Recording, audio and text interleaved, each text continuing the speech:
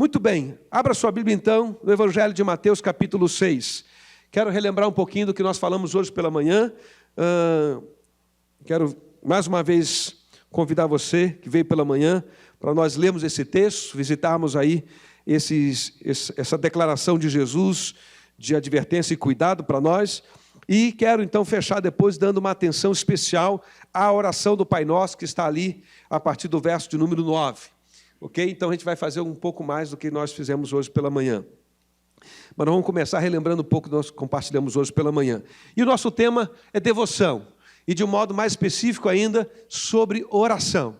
Então, abra sua Bíblia no Evangelho de Mateus, capítulo de número 6, e vamos ler o que diz o Senhor aí a partir do primeiro verso. É uma longa leitura, então abra aí a sua Bíblia, acompanhe aí pelo celular, se você tem uma Bíblia no seu dispositivo móvel. Muita atenção e vamos lá. Diz assim a palavra do Senhor no Evangelho de Mateus, capítulo 6, do primeiro verso em diante. Disse Jesus: tenham cuidado de não praticar suas obras de justiça diante dos outros, para serem vistos por eles. Se fizerem isso, vocês não terão nenhuma recompensa do Pai Celestial. Portanto, quando você der esmola, não anuncie isso com trombetas, como fazem os hipócritas nas sinagogas e nas ruas, a fim de serem honrados pelos outros. Eu lhes garanto que eles já receberam a sua plena recompensa. Mas quando você der esmola, que a sua mão esquerda não saiba o que está fazendo a sua mão direita, de forma que você preste a sua ajuda em segredo. E seu Pai, que vê o que é feito em segredo, o recompensará. E quando vocês orarem, não sejam como os hipócritas. Eles gostam de ficar orando em pé nas sinagogas e nas esquinas, a fim de serem vistos pelos outros. Eu lhes asseguro que eles já receberam sua plena recompensa. Mas quando você orar, vá para o seu quarto, feche a porta e ore a seu Pai, que está em secreto. Então o seu Pai, que vê em secreto, o recompensará. E quando orarem, não fiquem sempre repetindo a mesma coisa, como fazem os pagãos. Eles pensam que por muito falarem serão ouvidos. Não sejam iguais a eles, porque o seu Pai, que sabe do que vocês precisam, antes mesmo de o pedirem.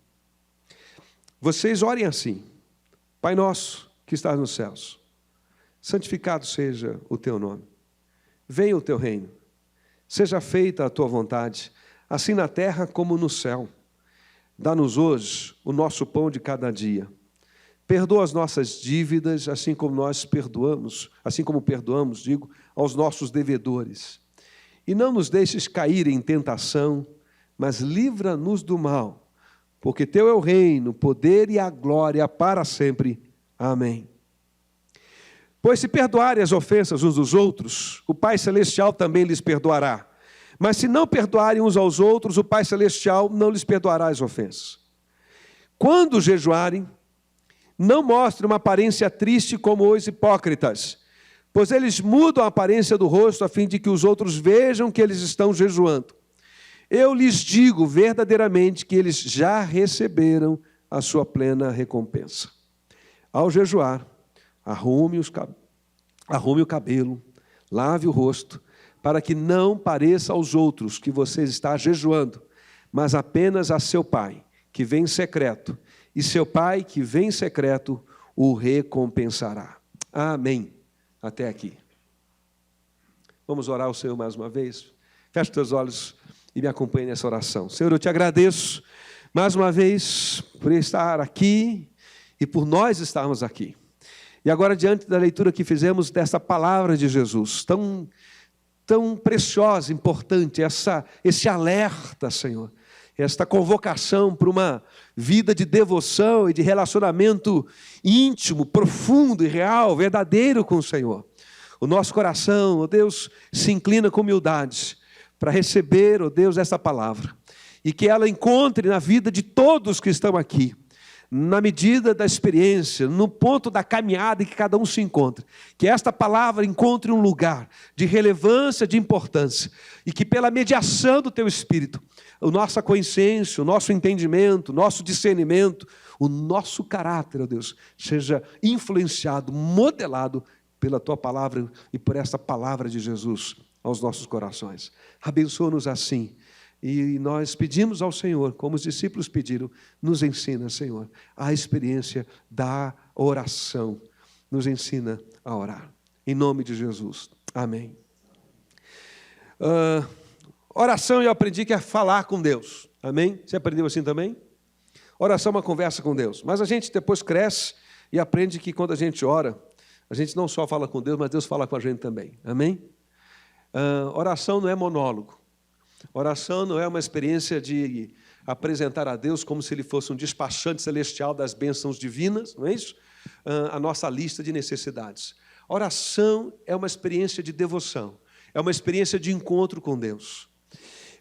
Alguns não oram em público porque sentem-se tímidos de orar em público. Você já viveu essa experiência? Eu me lembro de uma pessoa que me pediu, não é dessa igreja, de uma outra igreja, disse, pastor, não me chama para orar em público, eu morro de vergonha. Mas por quê? Mas a minha voz alta e todo mundo vai ouvir, e me dá um branco. Né? Quantos de vocês já lutaram com isso em algum momento na sua vida? Assim, esse negócio de orar em público não é para mim. Quantos de vocês tiveram? Levanta a sua mão, vou abrir o confessionário. Né? Fala aí, quantos olha, esse negócio de orar em público eu morri de vergonha, ou morro ainda de vergonha. Né? É uma experiência comum, é natural, né? Porque não é só a oração, às vezes você morre de vergonha de um monte de outras coisas. Né? Essa irmã que me disse isso, se ela fosse chamada para dar avisos, ela morria de vergonha. Então, o problema não é a oração, o problema está em público, microfone na mão, coisas do tipo. Mas alguns de nós não experimentamos uma vida de oração, porque, de alguma forma, a gente não aprendeu a orar, não foi estimulado a orar, não fomos instruídos a orar. E a gente precisa aprender a orar. É interessante que depois de algum tempo caminhando com Jesus, os discípulos olharam para a vida de Jesus, e está em Lucas capítulo 11, no verso 1 registra essa experiência. E eles se aproximaram para Jesus e disseram assim, Jesus, a gente quer aprender a orar igual o Senhor. A gente quer orar como o Senhor ora. E eles fazem menção a João Batista, que havia anunciado a chegada do Messias, havia batizado o próprio Jesus como testemunho. Eles disseram, os discípulos de João Batista, os alunos de João Batista, aprenderam a orar com ele. Ensina a gente para orar. E Lucas, então, registra essa oração que nós lemos aqui em Mateus 6, lá em Lucas capítulo 11, a oração do Pai Nosso. De fato, a oração é uma experiência central na nossa relação com Deus, como foi, né, na vida de Jesus. E como foi na vida de Jesus, precisa ser na nossa. Eu listei em algumas ocasiões interessantes de como Jesus orou. Olha, vou citar, apenas para ilustrar. A Bíblia fala em Lucas capítulo 3, verso 21, que Jesus orou no dia do seu batismo. Ele vem para ser batizado no Jordão por João, e a Bíblia diz que ele ora, e ao orar, o céu se abre, a voz de Deus se manifesta, dizendo, esse é meu filho amado, em quem tenho prazer, a minha alma se compraz. A pomba vem, o Espírito Santo vem, em um formato de pomba, e pousa sobre ele. E essa é uma experiência interessante, uma experiência de oração. E alguém já disse que quando a gente ora de verdade, o céu se abre. Amém? O céu se abre. Deus fala. Mas a Bíblia diz em Lucas capítulo 6, verso 12, que Jesus passou uma vigília orando, uma noite inteira orando para tomar uma decisão. Quantas vezes você tomamos uma série de decisões importantes, e nem gastamos 5 minutos para orar? Hoje à tarde nós estávamos começando uma caminhada ali com o Zé e a Carla, não é? Eles estão nessa caminhada para o casamento, estão noivos. Nós estávamos ali compartilhando um pouquinho, tendo um tempinho de oração juntos, né? Porque esse negócio de casar é coisa séria, né? E eu fiz uma brincadeira, a Renata me repreendeu, que Zé está com 33 anos. Eu disse, olha, a idade da crucificação, Zé. Não é isso? Mas não é que o casamento seja uma cruz, gente. Assim, saiu, mas não é isso, né, que eu quero dizer. Quantas vezes nós tomamos decisões tão importantes na vida e não oramos? Jesus, o Filho de Deus, o próprio Deus, vai tomar uma decisão, vai fazer uma escolha. O que ele faz? Passa uma noite inteira orando para escolher os 12 apóstolos. Lucas capítulo 5, versos 15 a 17, diz que ele se retirava o tempo todo. Ele estava no meio da multidão, pregava, curava, assistia, mas ele constantemente, há registro nos evangelhos, que ele se retira para um lugar mais reservado para orar. Orar. Ele orou antes de fazer uma pergunta aos discípulos. Ele orou no Monte da Transfiguração, quando o Pai o consola antes de ele ir para a cruz. Ele orou ao ensinar seus discípulos sobre oração. Lucas capítulo 11. Essa experiência de oração de Jesus desperta nos discípulos esse interesse de saber que experiência é essa, de orar, de falar com Deus, de invocar a Deus, de ter uma conversa com Deus sobre a vida, sobre as coisas do coração, da alma, não é? Sobre sonhos, projetos, sobre o que está por vir. E foi nesse contexto que os discípulos pediram a Jesus que ensinasse eles a orar. A Bíblia diz que Jesus, tudo só em Lucas, então, mas em João também tem, em Mateus também tem. Mas Jesus orou diante do túmulo de Lázaro, João capítulo 11. Ele orou por Pedro. Lucas capítulo 2, ele faz uma revelação a Pedro, o apóstolo, diz, olha, o diabo quer peneirar você. É como se Jesus estivesse advertindo Pedro, Pedro, o diabo está de olho na tua vida, e ele quer peneirar você, ele quer perseguir, ele quer atormentar, ele quer provar você. E Jesus diz, mas eu roguei por ti. A Bíblia diz que Jesus faz isso agora ainda. A Bíblia diz que Ele está intercedendo por nós. Sabia disso? Ele está intercedendo por nós. Ele orou durante a instituição da ceia. Ele orou por Pedro antes da negação. Ele orou no seu momento mais difícil no jardim de Getsêmani. E Ele orou na cruz. Você lembra qual foi a oração de Jesus na cruz? Me ajuda, pode interagir. O que Ele disse lá?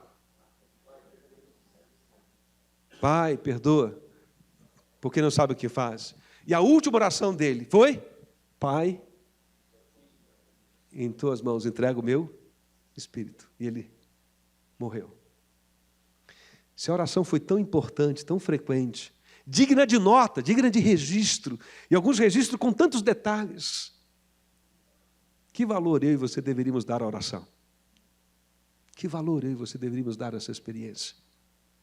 Algumas vezes nós não oramos, eu creio, porque, de algum modo, não só a gente não sabe como orar, mas às vezes a gente até sabe orar e sabe que deve orar, mas a gente é vencido pela agenda que espreme a gente, que cobra da gente rotina, resultados da vida, e a gente entra nesse turbilhão de coisas por fazer, também porque muitas vezes nós estamos com preguiça.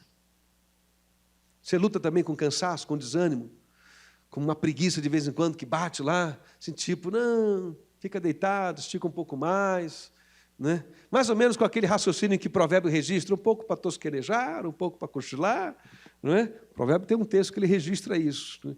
A fala do preguiçoso que dorme debaixo, só mais um pouquinho, só mais um pouquinho, só mais um pouquinho. Daqui a pouco eu faço o que tem que fazer, daqui a pouco eu levanto e vou encarar a vida, mas agora só mais um pouquinho. Às vezes a gente não tem uma experiência mais profunda com Deus em oração, eu penso porque a gente não crê muito que ela faça diferença. Às vezes a gente ainda não experimentou uma vida mais profunda de oração porque a gente não acredita que esse negócio funcione. Não acredita que seja possível alguém simplesmente fechar os olhos ou de olhos abertos em um momento do seu dia, da sua semana, silenciar o celular, silenciar, né, as distrações à sua volta e se encontrar um canto, se recolher em um canto, em um lugar, talvez no quarto, numa cadeira, e conversar com Deus em nome de Jesus. Dizer, Senhor Deus, eis-me aqui. Eis aqui a minha vida, eis aqui o meu drama, eis aqui a minha preocupação, eis aqui a minha ansiedade. Por que nós sofremos tanto com ansiedades? Em parte, não apenas, mas em parte, porque nós temos uma vida muito frágil de oração. É Paulo quem diz que a gente deve levar a Deus todas as nossas ansiedades através da oração. E Paulo diz que se a gente leva as nossas ansiedades a Deus em oração, o que a gente ganha como resposta dessa experiência? E ele diz, e a paz de Deus vai guardar a sua mente e o seu coração. Eu quero mais disso para a minha vida. Nas minhas férias eu fiz meu balanço e disse, nossa, eu quero mais isso para a minha vida. Eu quero uma experiência mais profunda com Deus. Eu ainda não conheço a Deus em profundidade. Eu estou conhecendo a Deus todos os dias, e todos os dias um pouco mais. E não é apenas um conhecimento teológico, acadêmico. Quando eu falo conhecimento, é para isso que eu convido você aqui nessa noite, é um conhecimento de experiência, de vivência. Qual foi a última vez em que você, de alguma forma, viveu essa experiência de orar e de ouvir Deus falar ao teu coração, de orar e sentir que a ansiedade cedeu e que a paz se entronizou na sua mente, no seu coração? Em que momento, em que experiência, qual foi a última vez em que de algum modo não havia ninguém como espectador, ninguém para ver, ninguém para aplaudir, ninguém para notar? Você não estava preocupado com a sua performance, com a sua estética, com as palavras, mas você derramou o teu coração diante do Senhor, dividiu alguma angústia, alguma preocupação, uma decisão por tomar, e saiu dali fortalecido, animado, corajoso, a sensação de que ninguém podia segurar você. Qual foi a última vez que isso aconteceu? Boa noite, tudo bem? Assustei falando desse jeito?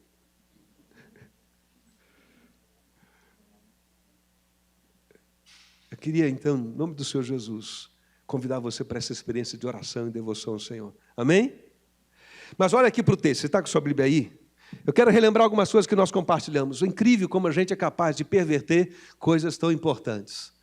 Há duas dimensões da nossa devoção espiritual. Uma que é pública e uma que é privada ou reservada. A salvação, essa experiência de render a nossa vida pela fé em Jesus, ao domínio e ao governo de Deus, a experiência de nascer de novo, não da carne nem do sangue, mas do Espírito, o que significa colocar a sua vida pela fé nas mãos de Deus, buscar esse reino, esse governo de Deus. Essa experiência da conversão, ela é individual. Eu não posso converter você, você não pode converter a mim, ao Senhor e à fé. Nós podemos nos influenciarmos uns aos outros, cooperando com a voz de Deus, que fala a consciência ao coração humano, mas essa é uma decisão individual. O pai não pode tomar decisão pelo seu filho, o filho não pode tomar decisão pelo seu pai, os irmãos não podem tomar decisão um pelo outro, o marido não pode tomar pela esposa, a esposa não pode tomar pelo marido, é individual. Mas uma vez que a gente entrega a nossa vida ao governo de Deus, ao reino do Senhor, começa uma caminhada, e essa caminhada é comunitária.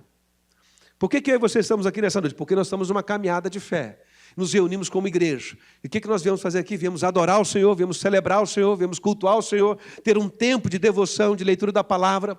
Mas nesse texto em particular de Mateus 6, me impressiona essa advertência de Jesus. Porque, olha, é uma advertência, verso 1 do capítulo 6. Olha como ele começa. Tenham cuidado de não praticar suas obras de justiça. Que obras de justiça são essas? 3. São 3 as obras de justiça, 3 os pilares da devoção, da espiritualidade judaica nos dias de Jesus. A esmola, a oração e o jejum.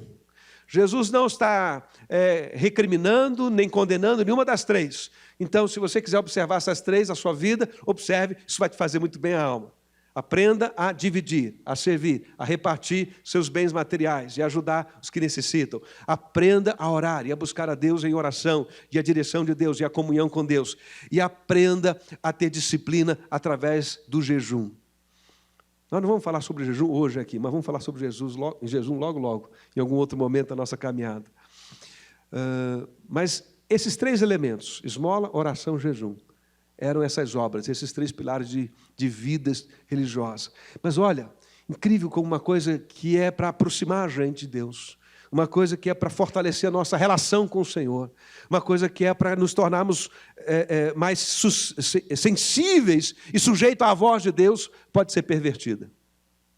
Porque é isso que ele está dizendo. Cuidado para não praticar as suas obras de justiça diante dos outros, para quê? Para quê? O que diz aí? Para serem vistos por eles. Jesus está condenando uma espiritualidade vivida apenas no nível público. Preste atenção nisso. Há uma dimensão pública e uma dimensão privada. E ele está sublinhando a importância dessa vida com Deus reservada, particular, privada, do quarto, desse momento em secreto. E ele está dizendo, olha, estas obras de justiça, esse ato de devoção, eles são bons, mas cuidado para não pervertê-los e não torná-los uma coisa amaldiçoada na sua vida, para que essas coisas não percam sentido para você. A dimensão pública é uma dimensão comunitária. Vamos dar uma caracterizada nisso. Ela é tangível, ela é visível. Porque ela é pública, ela é visível, ela pode ser identificada e por isso também ela pode ser avaliada e julgada. E porque ela pode ser avaliada e julgada, há um grande peso na performance. Nós falamos bastante sobre isso nessa manhã, eu quero apenas relembrar um pouco disso. A nossa experiência aqui é uma experiência pública de adoração e louvor. Por isso conta tanto o aspecto estético. Por isso, muitas vezes, eu e você entramos num ambiente de adoração e a gente sente, o instrumento desafinou. Esse irmão orou baixo, orou alto, e orou desse jeito. E o músico está dessa forma. E olha a roupa com que ele está, olha o jeito com que ele se vestiu, olha como ele está falando. Há muitas vezes, olha esse ambiente, olha a decoração. O espaço público, isso é muito natural. A experiência mesmo religiosa, da fé, de estar junto de um culto.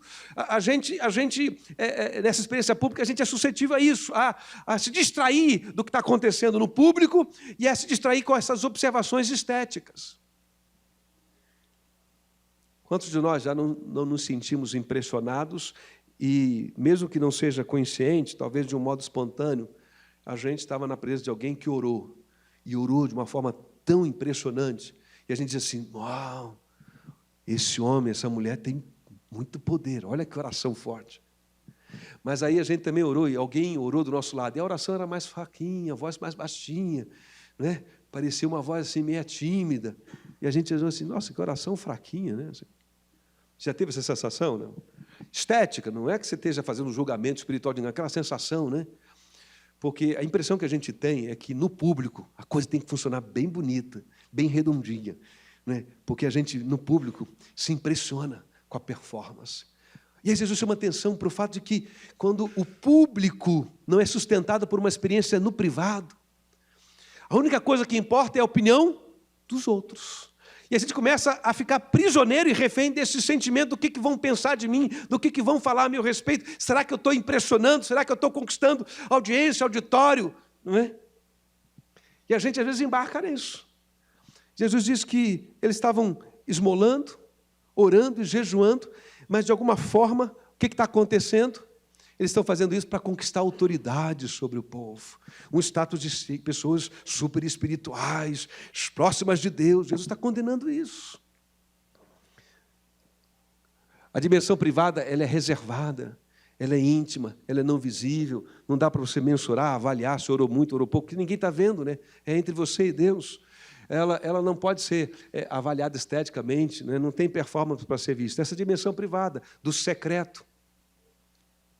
O que Jesus está condenando? Jesus está condenando essa espiritualidade invertida, em que a gente dá um peso ao público tão grande, ao que acontece na esfera pública, em detrimento daquilo que deve acontecer na esfera particular.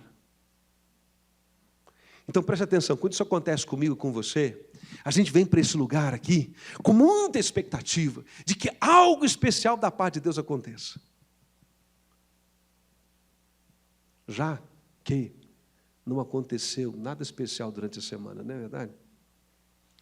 Já que Deus não falou durante a semana, já que Deus não interviu durante a semana, já que eu não estive com Deus durante a semana, quem sabe no fim de semana, na reunião da igreja, com a iluminação perfeita, com a decoração bem feita, com o pregador eloquente, com a música bem selecionada, Deus me fale. Quando isso acontece comigo e você, nos tornamos refém, ainda que não voluntariamente, desse sistema de valorização do público em detrimento do privado. De algum modo, é contra isso que o Senhor Jesus está advertindo os seus discípulos. Ele não está condenando a reunião pública. Ele não está condenando que as pessoas tenham conhecimento que você jejuou, que você esmolou. Mas ele está dizendo, cuidado, para que a sua espiritualidade, a sua comunhão com Deus, a sua devoção ao Senhor, esteja refém desse sentimento de estar juntos para ser visto, ou de ir ao lugar para ver algo. Qual é o convite que ele faz? Ele faz um convite para que a gente tenha essa espiritualidade no privado. Por que acontece? Os nossos motivos ficam corrompidos, nós agimos com hipocrisia, e a nossa recompensa, ela vem dos homens. Dos homens. A gente acaba esquecendo, inclusive, que os homens são os meios que Deus usa, mas que quem abençoa é Deus, amém? Deus usa igreja, pessoas, experiências de devoção no culto, mas o Senhor não é refém. Olha aqui para mim. O Senhor não é refém do domingo. Ele não passou de segunda a sexta cuidando do fundo do universo e lembrou que na véspera, sábado à noite, domingo, as igrejas vão estar reunidas, e ele deixou os anjos tomando conta lá do fundo do universo, e agora veio para a terra para dar uma olhada no culto da gente. Aliás, a promessa do Senhor Jesus é de que Ele estaria conosco em que momento? Todos os dias. Eu vou perguntar de novo, quero que você responda mais firme. O Senhor Jesus estaria conosco quando? Todos os dias. Então, é claro que a experiência da comunhão é importante, da devoção é importante, mas presta atenção, olha aqui para mim, amanhã, segunda-feira, Deus não será menos Deus da sua vida. Se você o buscar numa experiência de devoção, e render a Ele o seu coração, e invocá-lo como Senhor da sua vida, Ele estará tão presente, tão manifesto, tão envolvido com você na segunda, quanto no domingo, se você também desfrutar dessa sensação, desse sentimento aqui. Na verdade, alguém já disse que a gente deveria vir aqui, e eu penso que faz sentido essa definição da experiência de culto, para a gente celebrar o que Deus fez e falou conosco ao longo da semana. E não para que Ele fale o que a gente vai fazer durante a semana. É o inverso, né? Mas às vezes a gente se trai, a gente vem, Senhor, me dá uma palavra para a minha semana. Estou precisando de uma palavra para a minha semana, me renovar. E, veja, eu não quero condenar ninguém, né? Você nem a mim. Isso é um sentimento muito humano. Mas a gente precisa estar atento a isso. A experiência de estarmos juntos aqui deve ser, em boa medida, uma experiência em que a gente vem para celebrar, de alguma forma, uma caminhada com Deus ao longo da semana. Sabe? E adorá-lo por isso. Nós falamos bastante sobre isso na parte da manhã. O privado precisa sustentar o público. Esse encontro com Deus no secreto. Ninguém está vendo, mas Deus está lá. Eu comecei citando essa experiência dessa irmã que diz que é tímida, né? Para orar no microfone diante da igreja. Mas a memória que eu tenho dela é que ela não tinha nenhuma timidez para entrar no quarto dela e orar. Às vezes a gente diz assim, numa reunião, não sei se você já viu essa experiência, eu não sei orar ainda, eu estou aprendendo a orar. Talvez a pessoa queira dizer assim, eu estou aprendendo a escolher as palavras certas, eu estou aprendendo a orar em voz alta, mas a Bíblia diz que qualquer um de nós pode invocar o Senhor em nome de Jesus. Qualquer um. Ele disse, buscar-me-eis e me achareis, quando me buscar de todo o vosso coração. Então, qual é o critério de Deus? É que a gente chegue na presença dEle de todo o nosso coração. E para pensar um pouquinho sobre isso, eu quero chamar a sua atenção para a oração do Pai Nosso, não a parábola, mas a oração do Pai Nosso. Deixa eu só fechar esse ponto de equilíbrio dizendo que o que é o público? O público é o espaço do testemunho, gente. O que a gente faz junto aqui? A gente celebra e dá testemunho da nossa adoração, da nossa devoção. Mas é o privado em que o nosso relacionamento com Deus entra em profundidade. Você está entendendo isso? Está claro isso, amém? Eu quero desafiar você, em nome de Jesus, com essa palavra simples, a ter uma experiência diária de devoção, de oração a Deus. A aprender, a ficar inconformado enquanto você não colocar isso como uma experiência diária na sua vida. A vir para a igreja no domingo e a celebrar isso e trazer todas as expectativas de que seja essa experiência uma experiência profunda e marcante, mas a não viver na dependência dessa experiência. Mas a viver da dependência da presença de Deus todos os dias da sua vida. A Bíblia diz que Deus vê. Deus vê a nossa esmola, Deus vê o nosso jejum, Deus vê a nossa adoração. Citei e quero repetir o que falei pela manhã, antes de ir para o texto da oração do Pai Nosso. Tanto no Velho como no Novo Testamento, o Senhor deixa claro isso, que nós somos impressionáveis no público. Mas Deus não. Deus não impressiona, não é impressionado com músicos, com pastores, pregadores, nem com adoradores, com ninguém em público. Deus está olhando para a gente no secreto. É no secreto. Quando Samuel vai ungir o rei Davi, me ajuda a relembrar como o pessoal da manhã fez. Deus fala para Samuel o quê? Samuel vai lá e escolhe o mais forte, o mais bonito, o mais vistoso, porque é rei, rei tem que impressionar. Quando ele subir diante do público, o público tem que olhar para ele, esse cara tem cara de rei, tem jeito de rei. É isso que ele disse para Samuel? Não, não foi. Você sabe que não foi. O que ele disse para Samuel? Não olhe para a aparência, porque o homem vê o que está diante dos olhos, mas Deus vê o coração. Sabe? Nesse momento, Deus não está olhando se eu prego bem, se eu prego mal. Se os músicos estão afinados ou estão desafinados. Essas coisas são importantes, a gente fazer o melhor para Deus como expressão de louvor, de excelência. Deus não está olhando para você se você levantou ou não levantou a mão, se você trouxe uma oferta ou não, mas Deus está olhando para os motivos do nosso coração. Para os motivos do nosso coração. Porque Deus quer um lugar, é no nosso coração, amém? Por isso, nesse texto, ele fala a mesma coisa. O teu pai vê o teu coração lá em secreto. E, gente, isso é libertador, olha aqui. Você que acha que não sabe orar direito, que não sabe usar as palavras certas, que talvez se sinta carente de conhecer mais o texto bíblico, e há muitas coisas daquilo que a Bíblia ensina que você ainda talvez não tenha domínio, e você quer ter domínio, que bom, venha estudar na escola bíblica, domingo que vem, domingo 1º de março, venha estudar aqui com o pastor Zacarias, mas preste atenção. Do jeito que você está, do jeito que você sabe, no nível e no ponto da sua caminhada com Deus, se você entrar no seu quarto, fechar a porta e dizer, Deus, eu estou aqui, não sei nem como orar direito, mas aprendi que eu posso orar com o Senhor e falar em nome de Jesus, e eu estou aqui para falar com o Senhor. A Bíblia diz que Deus vai estar lá com você para te ouvir, amém? Ele vai ver a tua oração. Que coisa preciosa é isso. Que a nossa espiritualidade no culto seja uma extensão da nossa espiritualidade no privado. Que eu e você, ao estarmos juntos aqui, possamos estar juntos aqui, trazendo no coração uma experiência viva com Deus. Em nome de Jesus. Ele quer estar presente todos os dias da sua vida, na minha vida, todos os dias. E esse espaço é para a gente festejar essa presença. Esse espaço é para a gente testemunhar dessa presença. Mas é lá no privado, é lá no reservado. E aí não necessariamente sozinho, talvez você e mais uma pessoa com quem você tenha intimidade para dividir suas preocupações, e você ora por ela, ela ora por você, o casal, amigos, mas é lá no reservado que essa relação com Deus se aprofunda. Quero fechar dando uma olhadinha na oração do Pai Nosso. Se você fechou a sua Bíblia, abra de novo aí. E quero compartilhar um texto que li, um artigo que li, sobre as orações que a oração do Pai Nosso deveria nos estimular a fazer. E eu termino com essas orações.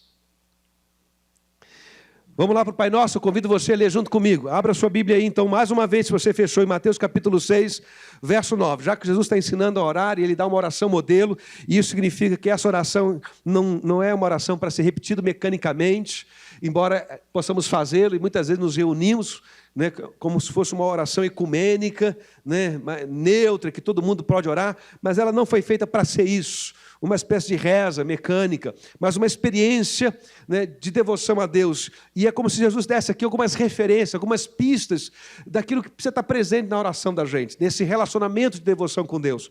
E há muita coisa rica que você dita aqui. Não é? A primeira destaque que eu daria aqui é que essa oração começa como Pai Nosso, não é? Ficou conhecida como Pai Nosso. Vamos ler juntos, então? Verso 9. Vocês orem assim.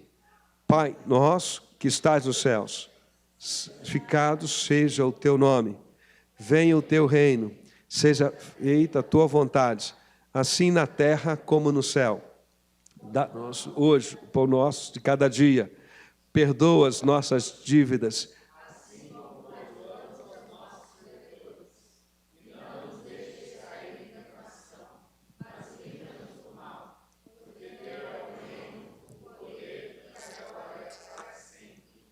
amém. Estou terminando, não quero me estender, mas quero estimular você, como eu disse, a partir dessa oração do Pai Nosso. Orações que a oração do Pai Nosso deve produzir na gente. Primeira oração, Senhor, nos ensina a adorá-lo como convém. Eu aprendo isso com o verso primeiro. Pai Nosso que está nos céus, santificado seja o teu nome. Jesus começa essa oração dando honra, dando louvor, dando distinção, dizendo, seu nome seja separado, seja distinto. E esse articulista da revista Ultimato desse semestre trouxe, na verdade, uma mulher, algumas expressões muito interessantes que falaram no meu coração, eu quero dividir com você. E essa é a primeira delas. Ela disse que, orando com o Pai Nosso, ela tem aprendido a orar assim, Senhor, Eu desejo adorá-lo como convém. Eu desejo entronizá-lo como convém. Nos ensine a te adorar. Na conversa com a mulher samaritana, a mulher de Samaria, ela estava preocupada com a adoração pública, ou com a performance, ou com a estética, ou com o lugar certo. E ela pergunta a Jesus: Senhor, onde é que a gente vai adorar? A tradição dos meus pais diz que é aqui, nessa comunidade, no monte. Mas vocês, judeus, dizem que é lá em Jerusalém, e tem a ver com o templo. Onde é que a gente adora? Qual foi a resposta de Jesus para ela? Mulher, a hora já chegou. A hora vem e já chegou.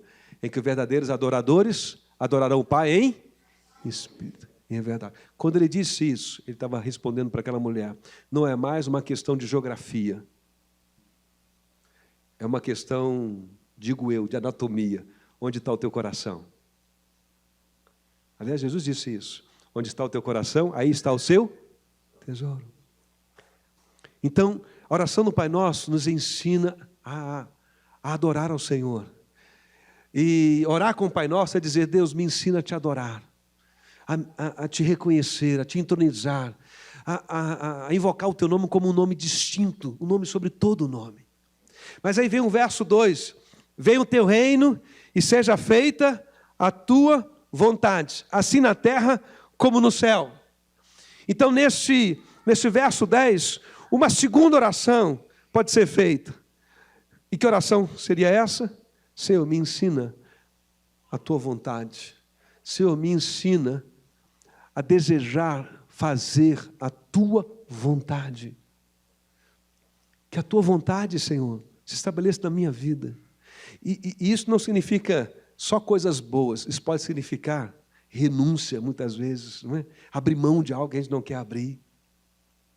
Eu aprendo isso em muitos momentos, mas talvez o mais dramático em toda a história bíblica seja quando Deus fala para Abraão: me dá o teu filho Isaque. Você conhece essa história da Bíblia? Deus chama um homem já idoso, diz: olha, você vai ser pai, e vai ser pai de uma grande nação. Difícil acreditar nisso, mas ele acredita e vai. O tempo passa, ele se atrapalha um pouquinho, ele e Sara, mas lá pelas tantas Deus cumpre a promessa, quando Sara e ele já não tinham mais condições biológicas de ter filhos. E Deus permite que isso aconteça por uma razão: para que não houvesse nenhuma dúvida de que Isaque é fruto da visitação divina na vida daquele casal. Quantas vezes Deus nos abençoa e a gente acha que foi uma bênção natural, conseguida pelo nosso trabalho, pelo nosso esforço. A gente vai no médico, faz um tratamento, a gente fica curado e diz, não é? Foram os remédios. Os remédios que Deus usou e o médico que Deus usou, amém?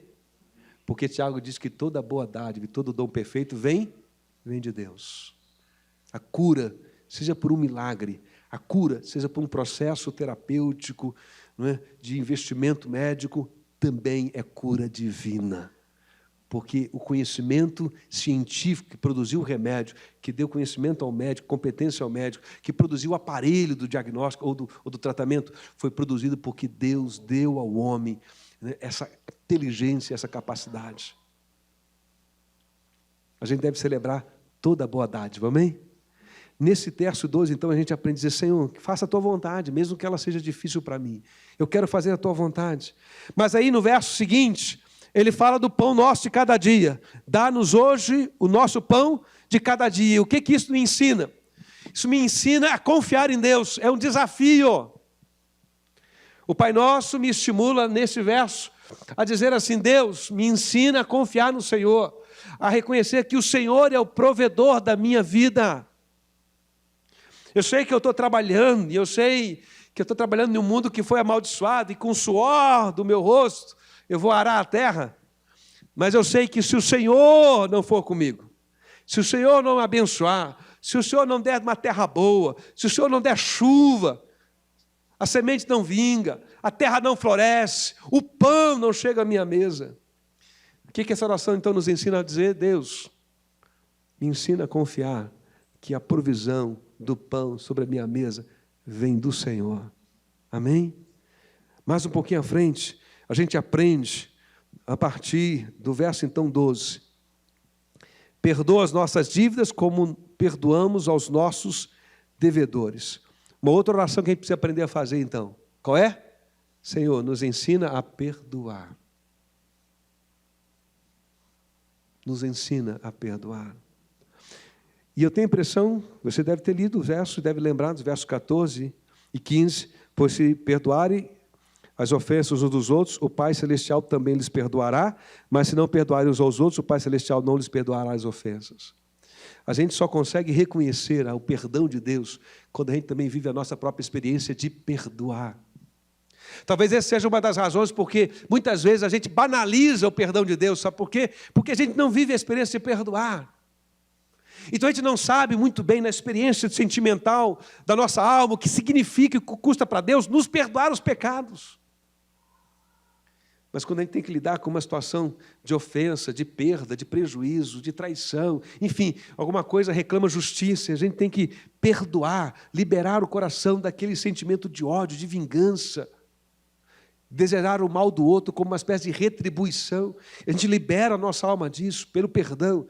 A gente começa a compreender um pouco do perdão de Deus por nós e do que custou a Jesus a cruz do Calvário. A oração do Pai Nosso nos ensina então a dizer: Senhor, nos ensina a perdoar para que a gente possa viver e experimentar a graça do Teu perdão também. Por fim, verso de número 13. Não nos deixe cair em tentação, mas livra-nos do mal, porque Teu é o reino, o poder e a glória para sempre.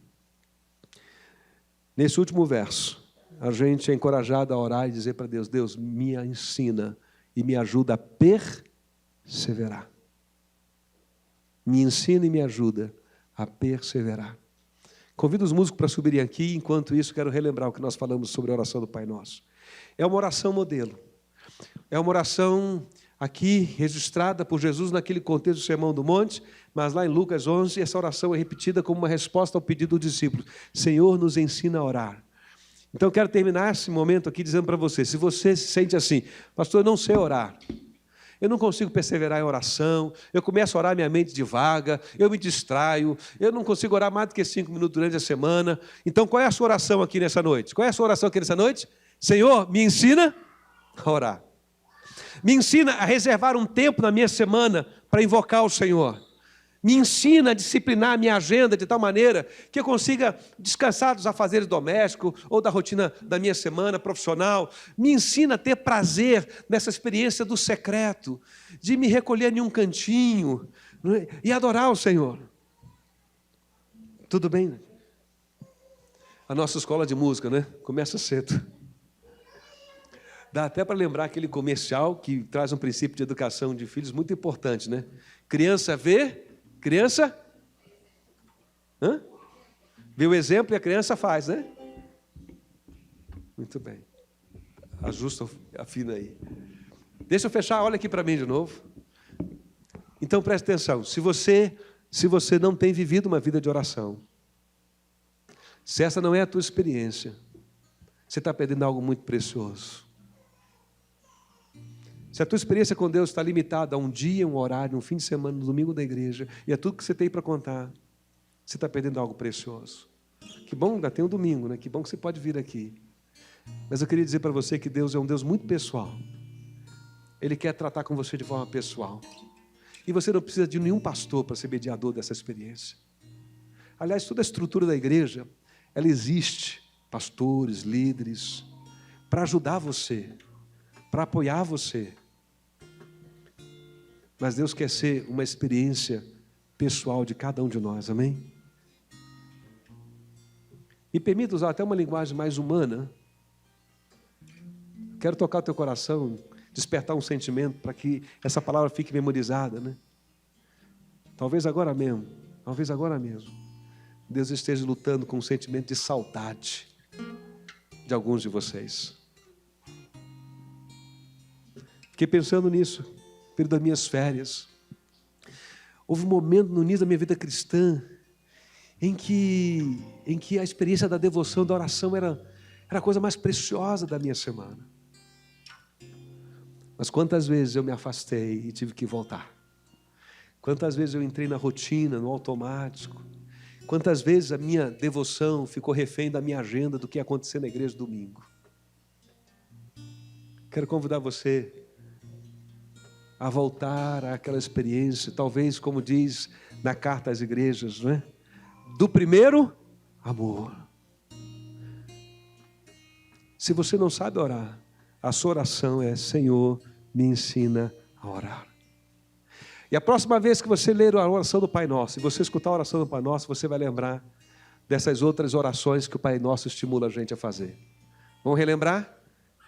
Quando a gente diz, santificado seja o teu nome, o que a gente está dizendo para Deus? Deus me ensina o quê? Me ensina a te adorar, Senhor.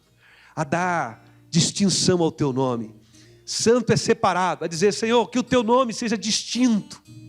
Que quando eu ouvir falar de Deus, todos os outros nomes, todas as outras vozes se silenciem. Quando eu ouvir falar o nome de Jesus, o meu coração bata mais forte de entusiasmo e expectativa. Que esse nome seja um nome precioso.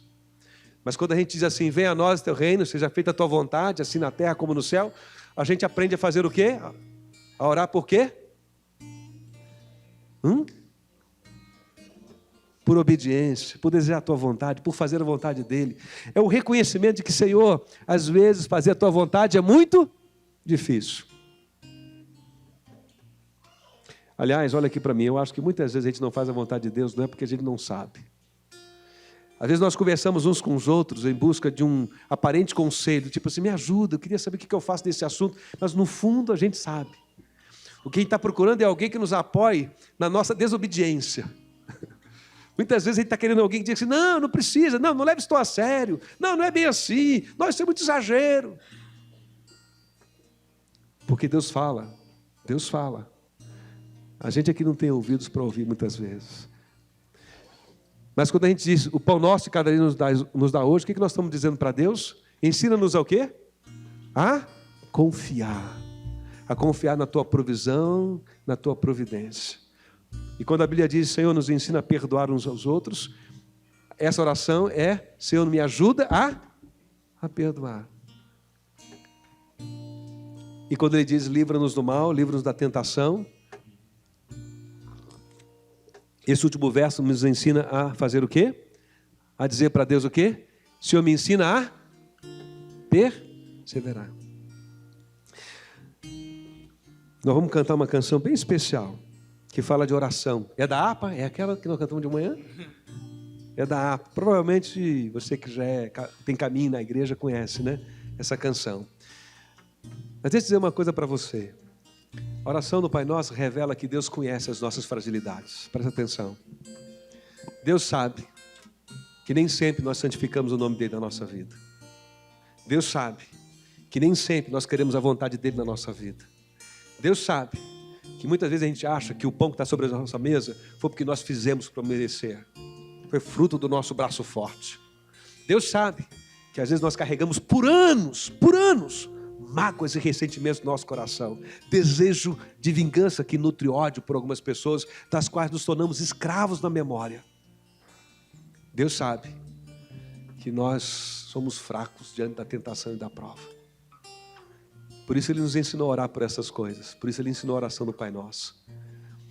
É lá na privacidade, é lá no quarto, é lá nessa conversa individual com Deus, você pode derramar a alma para dizer, Senhor, eu não sei como te adorar, Senhor, está difícil perdoar, Senhor, eu não sei de onde vai vir um pão, estou morrendo de ansiedade, de medo quanto ao dia de amanhã, Senhor, eu não sei confiar, Senhor, a tua vontade é clara, mas eu não tenho forças para fazer a tua vontade, Senhor, o pecado me seduz, Senhor, me ajuda.